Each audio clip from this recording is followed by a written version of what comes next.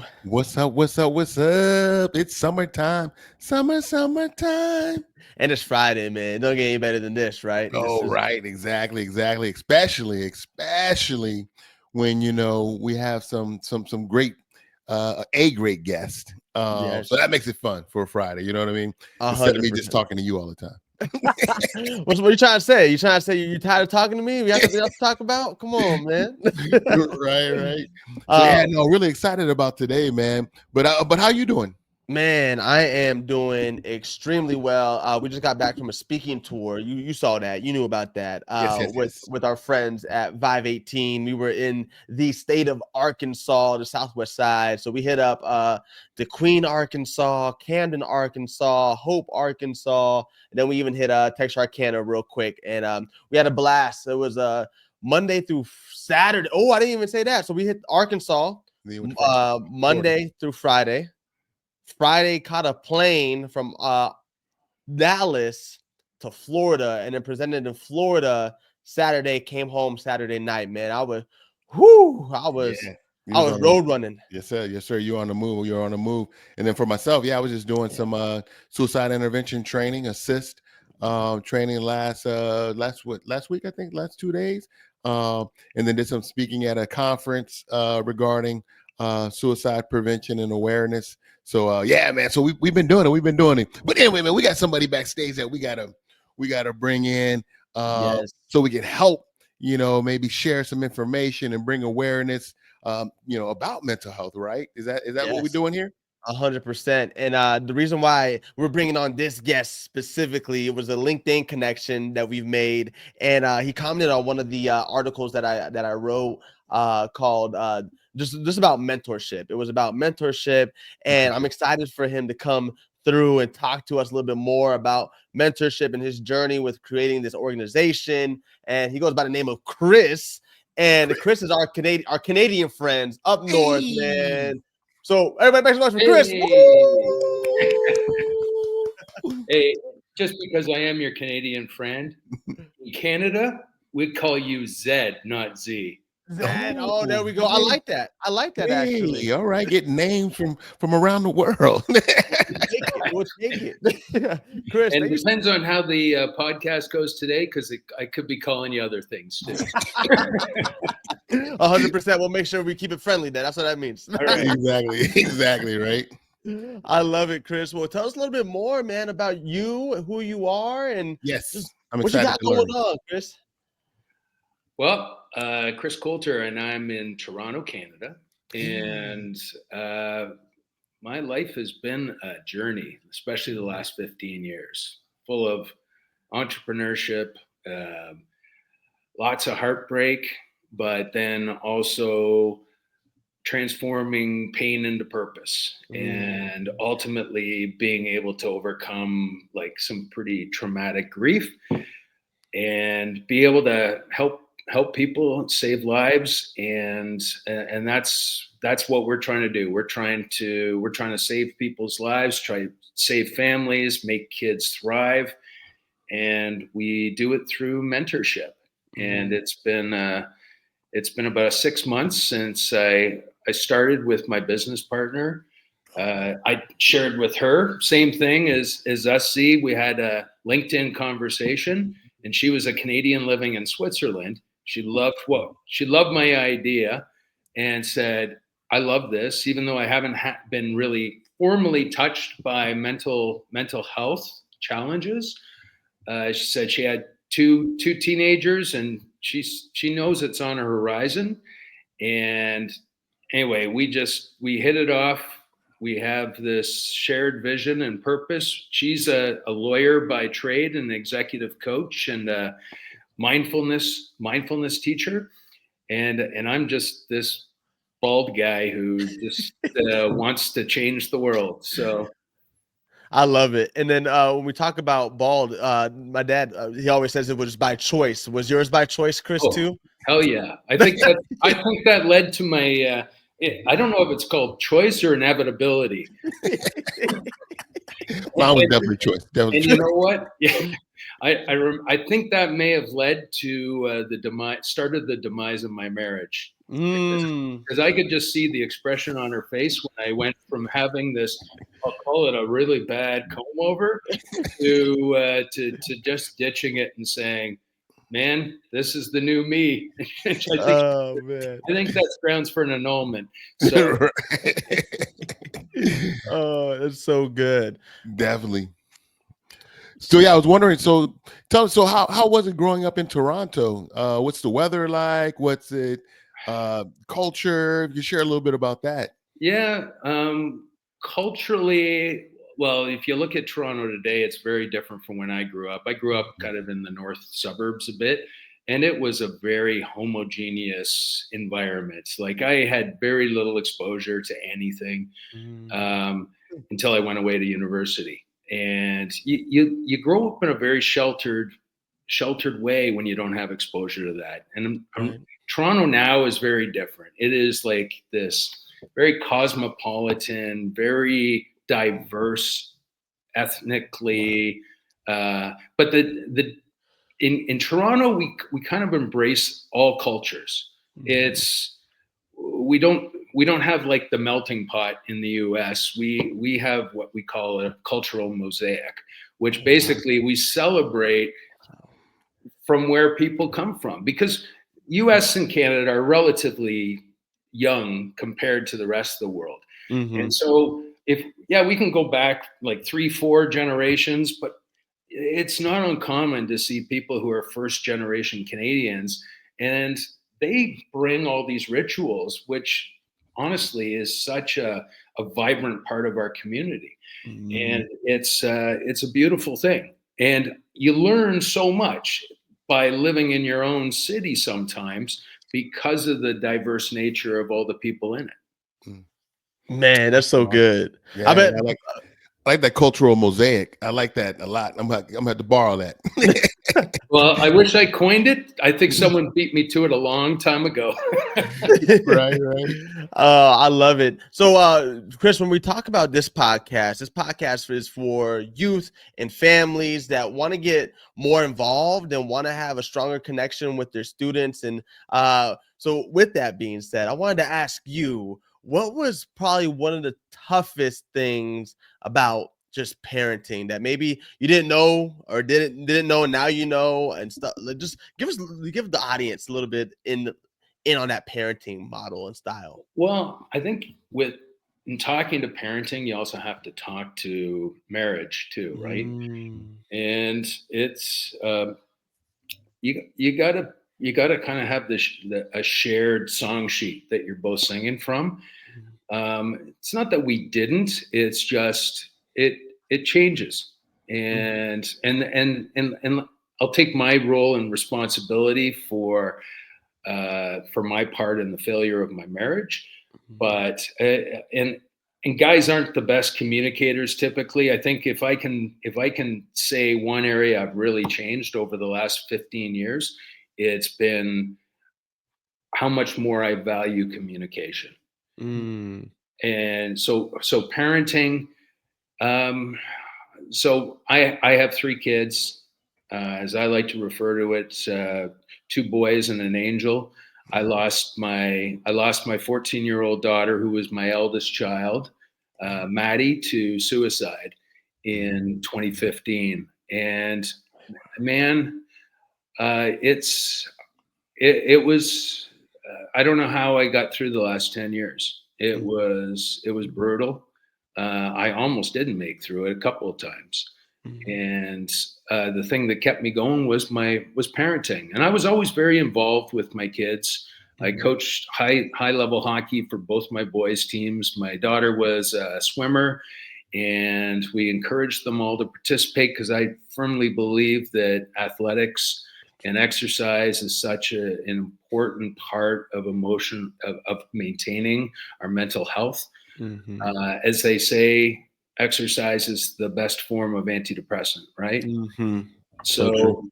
So, uh, so it's you're gonna have to divide my parenting from kind of before my loss Mhm. and after my Mm. loss, Wow. because before my loss, I think I was I had a successful business for a number of years. We had 70 employees. Wow. But at the end of the day, we lost our shirt in the 2008 financial crisis, and we ended up shutting down our business in 2010, which is an unsettling part of what you have to expose your family to. It's the reality of hard knocks and adversity, and I think the problem with today with so many kids is they're sheltered by so much stuff. And the reality of our world, it can be cruel sometimes. And if we don't share what the world's really like, we're leading them down the pathway to not being successful, or to have these elevated expectations with no ability to be able to to be able to deal with adversity in a responsible way. So that has been that's been a really eye-opening experience for me. When we lost Maddie for the first 5 years, I could barely do anything. I because I own my own business, I needed to get out of bed. It wasn't a choice. I had bills don't go away, right? So I forced myself and somehow managed to make it through. But there's a lot of ups and downs, and grief, as everyone says, grief is a very unpredictable, and there's not a definitive timeline with grief. And especially a traumatic loss. And the other thing I also learned about grief was the fact we just don't grieve the loss of something. We grieve the loss of things, whether it's making a sports team, or whether it's, if you're a Toronto Maple Leafs hockey fan, used to 58 years of incompetence and disappointment.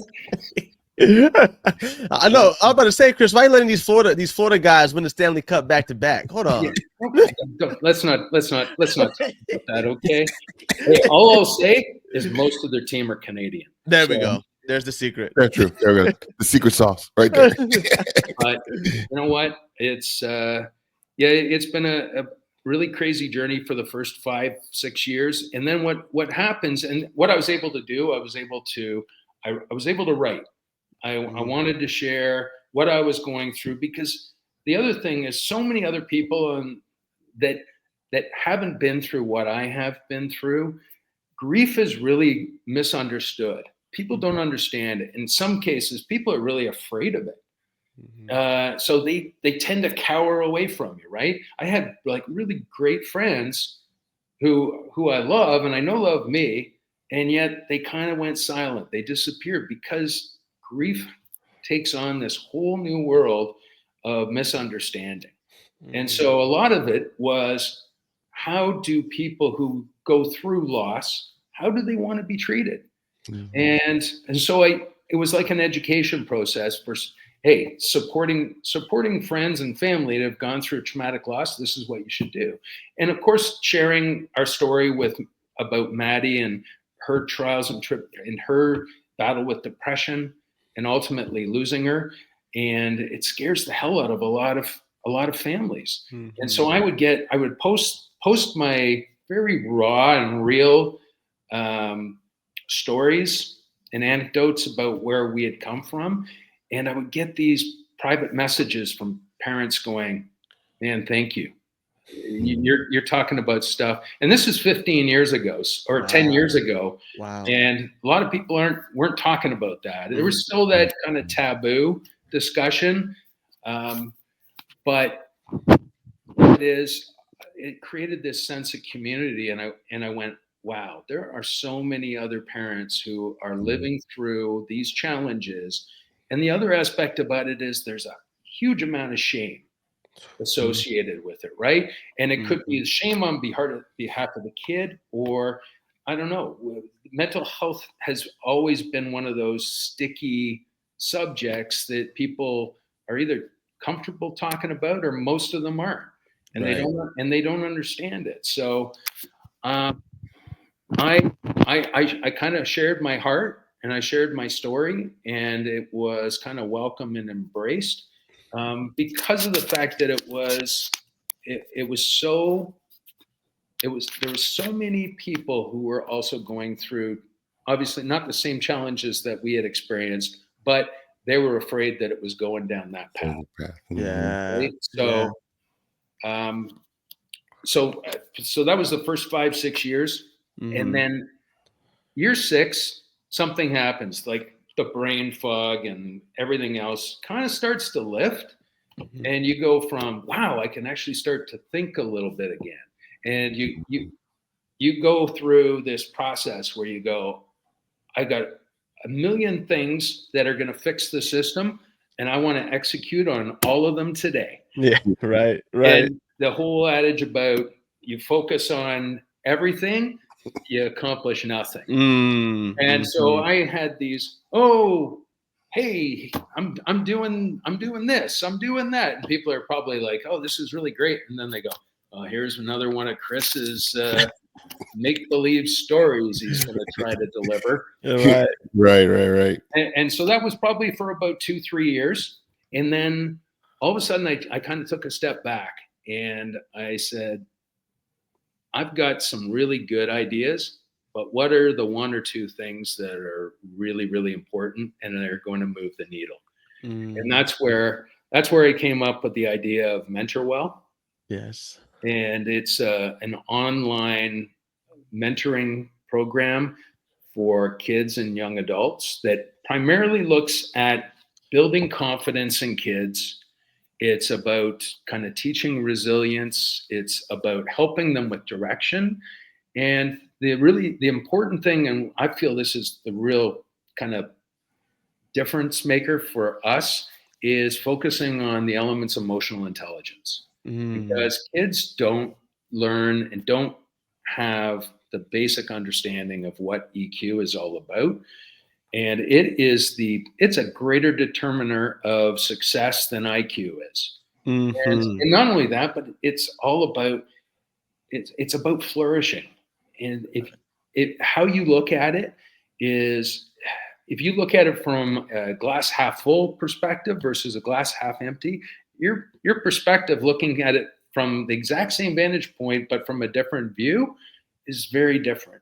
And Mhm. that's how you know what, teaching kids how to measure backwards. So everyone has these ideal states where they want to achieve. We've all got goals, but Right. the problem is we have these goals that are so lofty and so, in some cases, so unattainable. It really is challenging that if you don't feel like you're making progress towards it. So you look at that goal every single day and it just seems to be further and further away. It's deflating. Mm. So I read a book, a series of books by a guy named Dan Sullivan called the Gap in the Gain. And what it teaches you basically to do is you look at your current state and you measure backwards. How far have these kids come from where they started? And if you look at that, and not only that, but capturing it. So my mentors or my mentees, when I go, I want you to capture one win that you had today. And it doesn't have to be this behemoth victory. Right. It can be as significant or insignificant as possible. And my whole thing is, it's just about moving forward a little bit and Mhm. building momentum, but capturing it and celebrating it. And I'm Mhm. sure there are a lot of kids, when I first talk about it, they roll their eyes. But you know what happens after 30 days? And they've got this list that they've captured since we started this exercise. And they go back and they go, wow, that's awesome. Imagine what Right. happens when you look at that list over months or years. you think they're going to have a pretty optimistic outlook on stuff? But not only that, but that sense of accomplishment. And that's what most people, they might be super high achievers. The problem is they're not measuring backwards. They don't see where they've come from. They're only trying to see where they're trying to get to. And that's where it's really deflating. So these are kind of some of the principles that we want to talk about and share and get our kids to kind of think about, because you know what, it's mindset. It's mindset, and it's just a little shift, right? But 100%. you look at where you're trying to get to versus where you've come. People in an instant might go, well, I want to see where I'm going. Well, guess what? It's not that great if you're not there. So true. That's so good. Yeah, I mean, one of the things I want to say first, Chris, is thank you for sharing, and sorry for your loss, and definitely everything that you're doing, and hearing you're definitely honoring her and your family. Thank you. So thanks for sharing that. I am curious. You shared that 2010 is when you lost the business, and you had to go back to your family and share, like, hey, some things have happened. How did that, from a parenting standpoint, and did that rock the foundation of your family and maybe lead to some of maybe the depression, or not? I mean, I don't want to put words in your mouth. Yeah, it definitely impacts.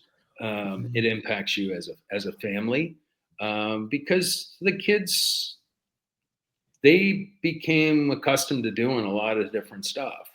Right. And all of a sudden, kind of, there's a shot off the bow, and guess what? Well, you're, I'm no longer. What happened to Dad's business? Why is Dad home all the time?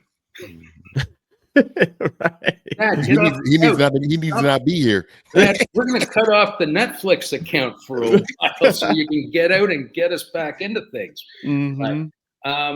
But Jamal, there's a lot of shame associated with it as a male, right? And you know what? There's yeah, call it old fashioned or traditional, but there's that male persona about being a provider. And if you don't fulfill that, well, you know what? That just kind of that makes you really reflect and become disappointed in who you are as a provider, as a husband, and as a father. And you got to do a lot of soul searching to recognize that, you know what? Yeah, you were a great provider for a lot of years, and crap changes, and you gotta roll with it. And so on the heels of that, in respect to your question, Jamal, I don't think that had as significant an impact as the divorce we went through. And I feel our divorce, it got ugly, and it didn't need to be ugly. And man, when you've already faced a bankruptcy of a business, there's not a lot of pennies in the jar. Right. Yeah. So anyway, it was one of those things that, and I'm trying to not only figure out how to navigate this divorce, but try to get my career back on side. And not only that, but figure out something that I really wanted to do. So, Chris, real quick, so the timeline. So, business ends 2010, and then divorce comes a couple of years after that. January 2011. Okay. Wow. 1 year later. Okay, and then the family's still going through all of this. Your kids are seeing all this and having to deal. Okay, got you. Yeah, and what I didn't share was the fact that, yeah, we moved because we lived in Toronto. In Toronto, the real estate market's ridiculous. So Right. we thought we'd move kind of north of the city and get like a nicer home for less money. Then you forget about the fact that oh yeah, there's that thing called a commute into the office. Right. I was way before remote working was a popular thing. Right. So true. So So true. um, so that happened. So we were north of the city for less than a year before we got separated. So kind of door to door. And then when we separated, we said, are we going to stay where we are? Or are we going to move back to Toronto? So we ended up moving back to Toronto. And because at the time I thought that represented the most stable environment for the kids. But it's not always the case. Right. Sometimes too much moving is unsettling, and in the case of my daughter, it proved to be pretty scary for her. Yeah.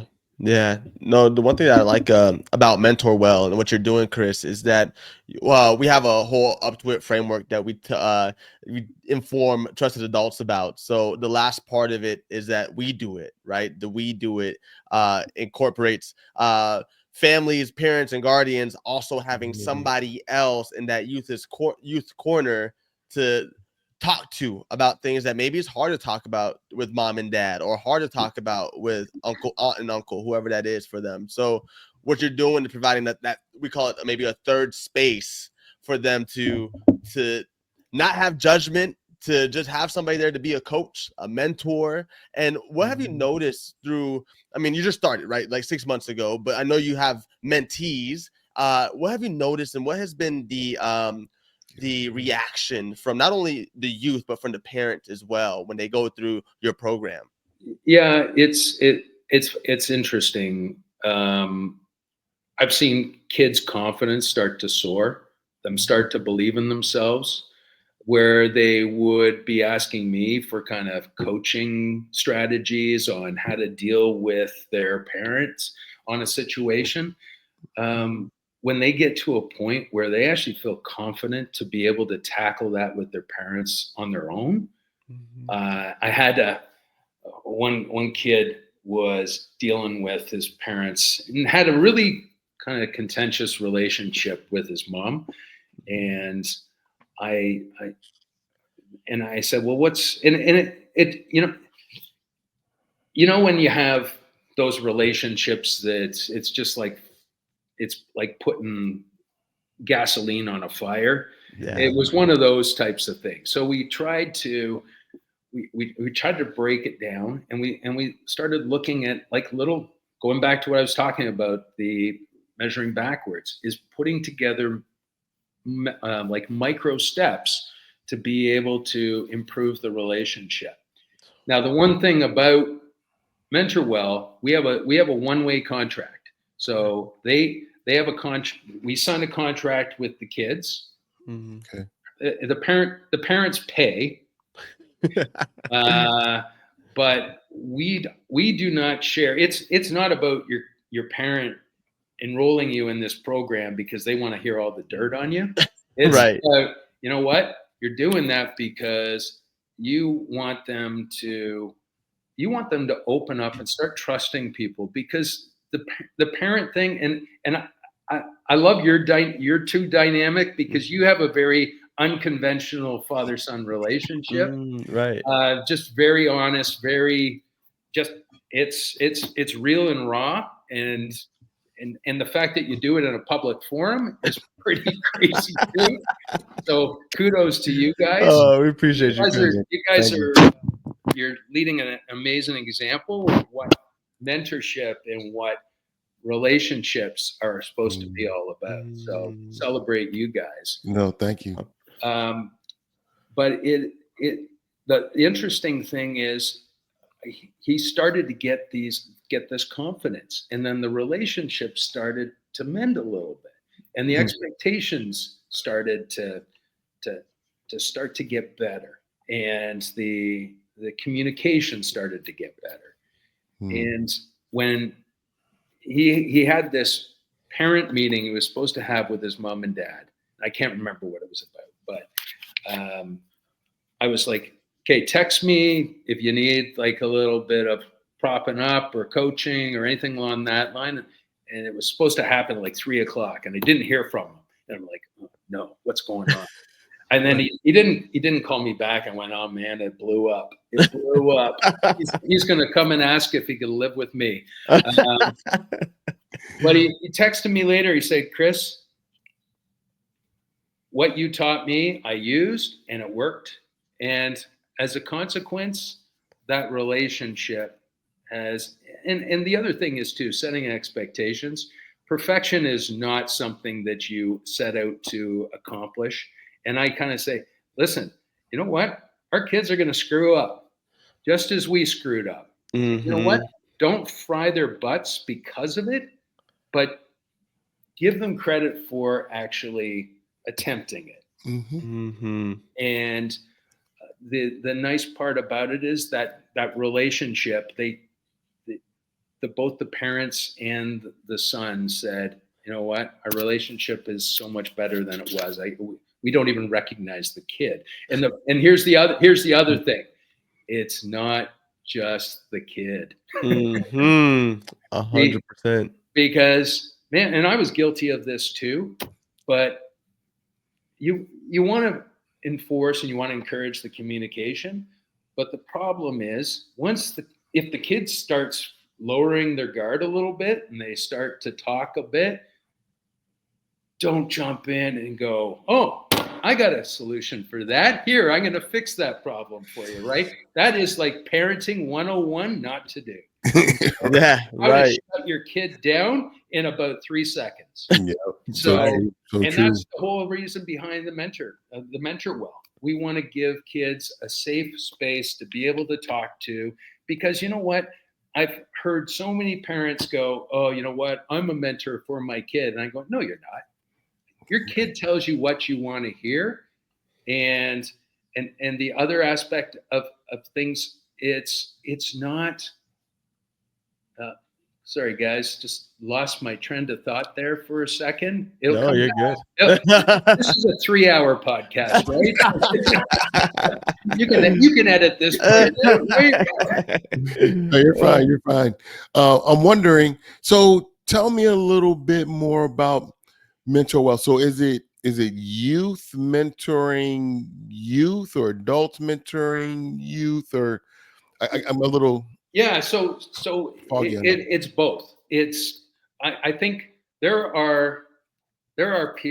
peer-to-peer, okay. which are I remember this in high school. I'd always look up to the guys who were 2 or 3 years older, right? Yeah. Or if you're graduating from high school, it's the guys who are in university or graduating university. You look up to them, and that's, we want to encourage that. It's so that is one piece of it. The other thing is too, if you've got kids who are confused. I don't know about you, but when I came out of school, I was more confused than when I went in.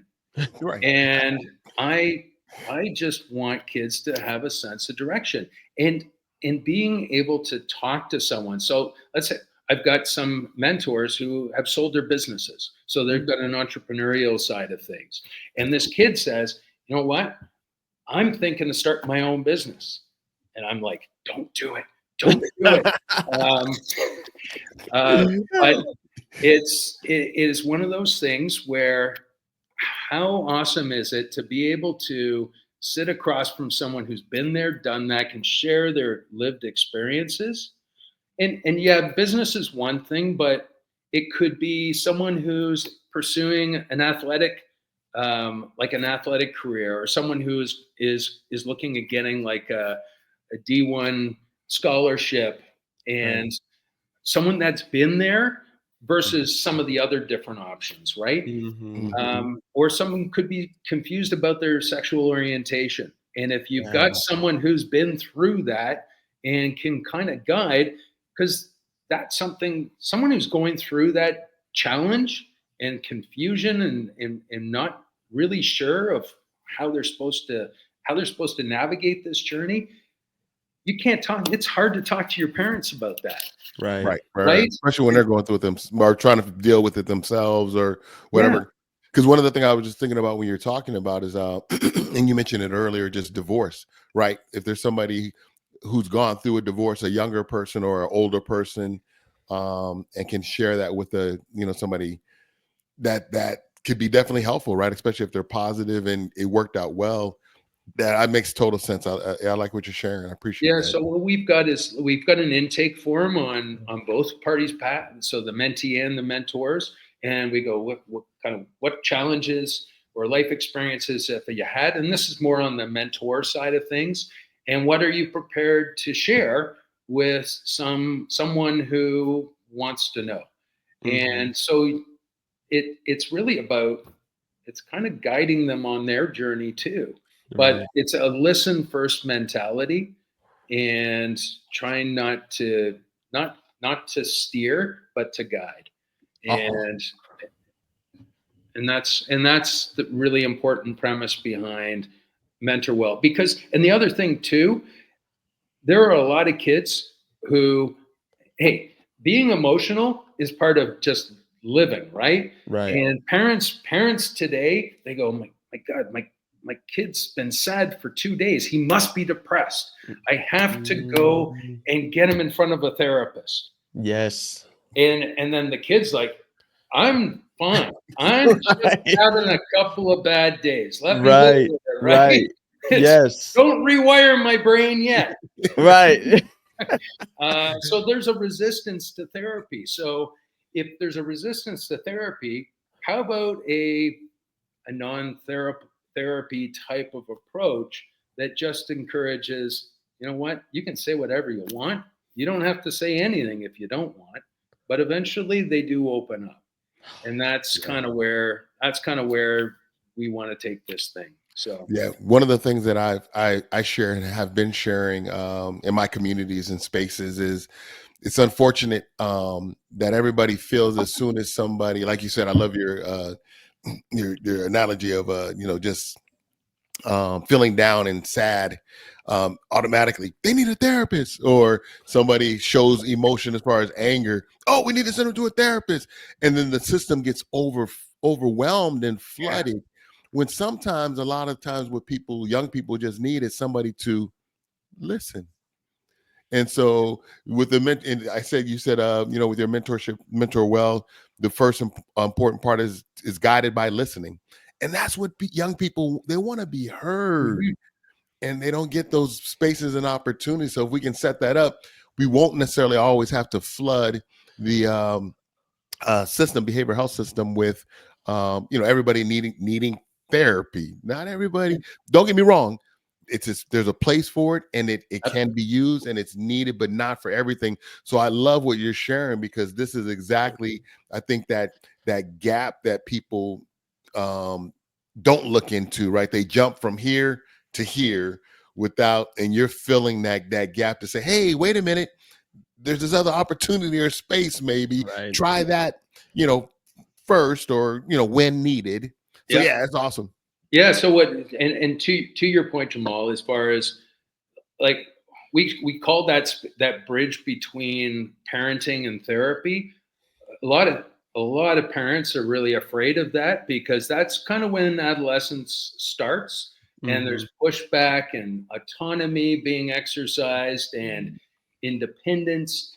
But we refer to it as the thriving zone, because there's so much opportunity that, you know what, people look at it as problematic.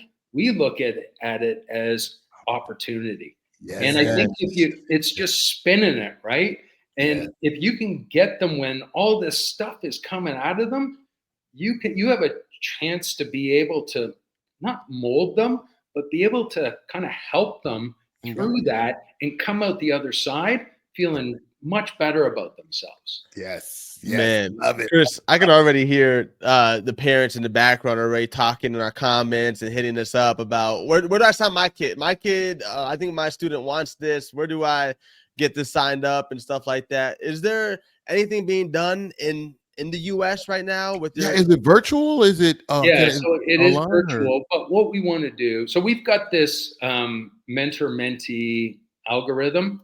Okay. which basically is me in the back with a dartboard. This might be a good match. Let me see. let me do another shot. That's 2 out of 3. Yeah. So right now, what we're doing is, so we're doing. It's more of a manual process right now. We've got the platform. We're just in the midst of kind of working through some of the bugs and the glitches of it. Okay. And then the plan is to roll it out, roll it across Canada. We want to start around Toronto, roll it throughout Canada. And then I've already got opportunities. I've got mentors and mentees that have reached out in the US. So it's not a question of if, it's a question of when. And the beauty of this is it is so scalable.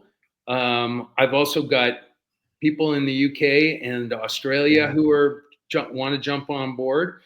It's just something that it just doesn't really exist.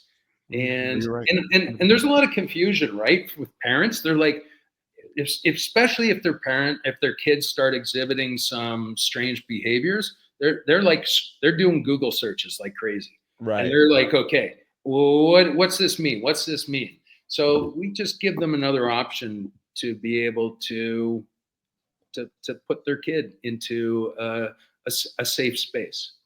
I love it. That's so good, Chris. Man, this is awesome. I'm so glad we were able to get you on the podcast and to share more about MentorWell. And I like I said, I already hear the parents and adults just getting really giddy about this, because this is something, like you said, it's a gap that hasn't been filled, but you're filling it, and this is something that's needed internationally, not just nationally, not just locally. It's internationally. So I'm so glad that you're able to get on the podcast with us. Is there a website that people can go to check out more of your stuff?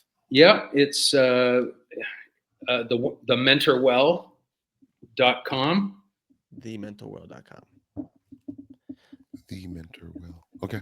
And this is the beauty of I take what kind of feedback and encouragement we get from people to heart. And the interesting thing is, someone saw our website, and it was kind of me putting together one of those templated things, and 100%. you know what, it's okay. But someone saw it and said, "Hey, Chris, your website sucks. Would it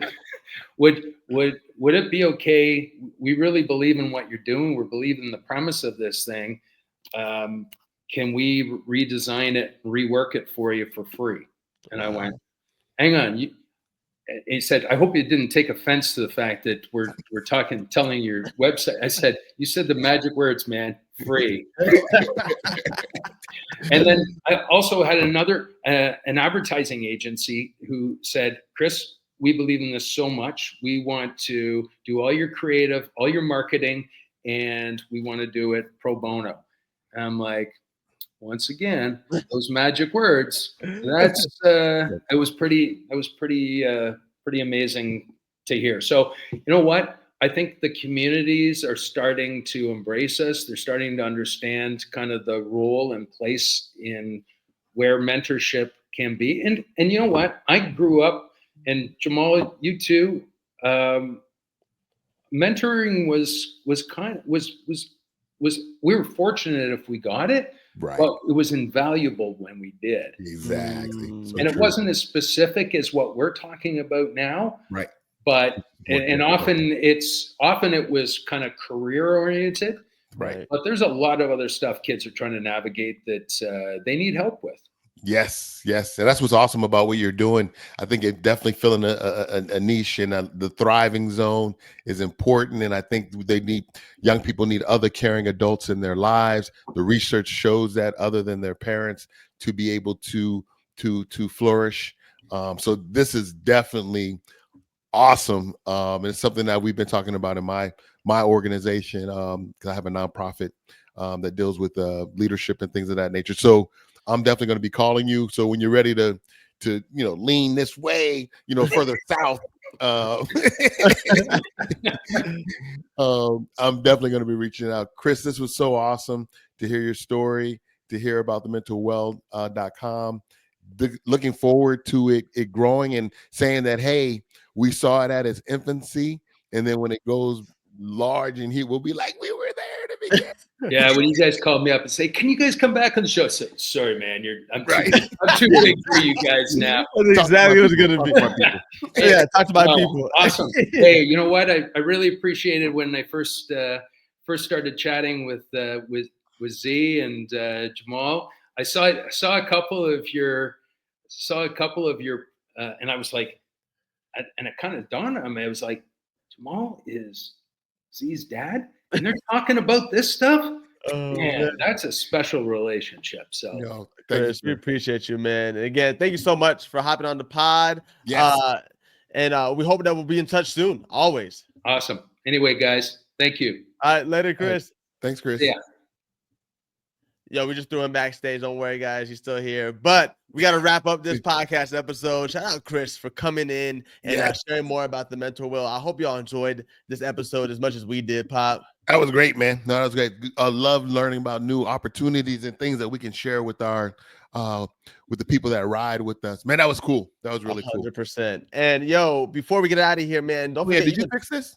Huh? Yeah. We fixed it. You got it. Yeah. Okay. So, here we go. Okay, tell him. Here we go. Yeah. You get it in the way. All right. I'm just kidding. Tell him. All right. So now y'all can text us at 904-867-4466 with any questions, comments, concerns. If you want to hear more from Chris, let us know. We would love to have Chris here every week. You know what I'm saying? To talk more about some insights. When we give Chris's Corner, whatever that is, MentorWell Corner. Let us know what y'all thought about this episode. Again, that's 904-867-4466. And when you type that in to your messaging app, whatever app you use, whether it's text message or WhatsApp, there's going to be numbers that pop up in front of the text message. Leave those numbers there. Do not remove them, or else you do not get your text messages. So there'll be random numbers that pop up in the text body. Leave it there. Send us a message and we'll get it. With that being said, you can follow us on Instagram at UpToItAZ. As y'all know, we are a national organization that travels far and wide to get this message out there, whether it's mental health, family connectedness, cyberbullying, all the things that have to do with youth wellness. We are there for that. So you can visit us at UpToItAZ or visit our website at uptoit.club. That's uptoit.club. Pop. Anything else you want to share with them before we get up out of here? No, we're good. We're just going to end the club. We're going to end it right here, man. We hope y'all have a great rest of your day. We'll holla at y'all. Peace.